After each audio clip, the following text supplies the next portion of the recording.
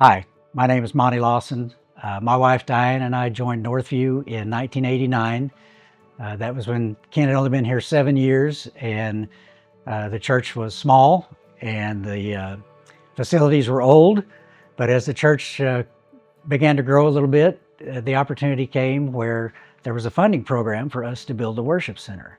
And so my wife and I participated in that. We had been faithful with our tithe, and God had honored that. And so we looked at what kind of a stretch goal we could do to help and get this building here to try to reach more people for Christ. And God's been faithful to our family from that. And there were other programs that we also participated in for the Life Center and the Atrium.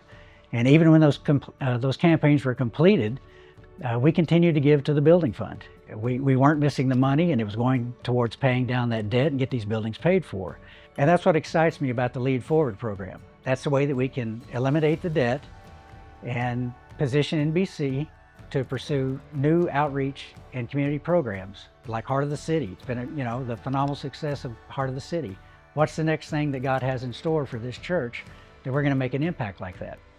We also will provide a flexibility to upgrade our technology in our current facilities. The technology is constantly changing. There's so many social platforms out there, and we need to make sure that we're on the cutting edge of that so that people will see and find Northview Church where the gospel is preached and where truth is still taught.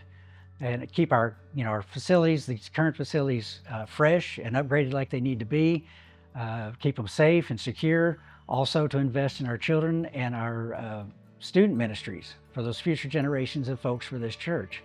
And all of this keeps the church more sustainable for the future as we try to reach people for Christ.